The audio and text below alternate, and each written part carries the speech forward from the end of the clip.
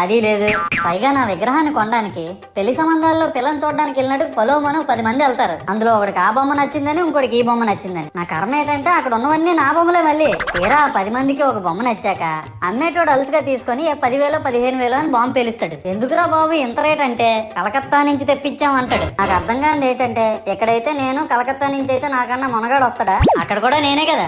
ఇలా నన్ను బజార్లో పెట్టి బేరం ఆడి నా మొహానికి ముసుగేసి వ్యాన్ ఎక్కిస్తారు. ఆ వ్యాన్ డ్రైవర్ గాడు నేనున్నానని కూడా చూడకుండా ఏదో ఆలోచించుకుంటూ డ్రైవ్ చేస్తా గతకల్లో గబ్బి గుబ్బి మని తించేసి నా కాల్లో చెయ్యి ఇరగొట్టేస్తాడు. ఈ విషయం చందాలు ఇచ్చిన చిన్నోళ్ళకి తెలిస్తే మళ్ళీ ఇరిగిపోయిన బొమ్మ పెట్టకూడదని ఏ బొమ్మ రాసి కవర్ చేసేస్తాడు. సరేలే జరిగిందేదో జరిగింది, నా భక్తులే కదా, కూల్ బ్రో అని చిల్లయ్యే లోపు నన్ను పందిర్లో పెట్టి ముసుగు తీసి నాకన్నా పొడుగుండే సౌండ్ బాక్సులు 2 నా చెవులు పక్కన పెట్టి డీజే గణేష్ బ్రో అని చెప్పి నా పాటలను కూని చేస్తారు. సరేలే పిల్లలు కదా, ఇప్పుడు కాకపోతే ఎప్పుడు ఎంజాయ్ చేస్తారు, కాసేపట్లో పూజ స్టార్ట్ చేస్తారని వెయిట్ చేస్తా ఉంటే ఆ 5 రూపాయల వ్రతకల్పన బుక్ చూస్తే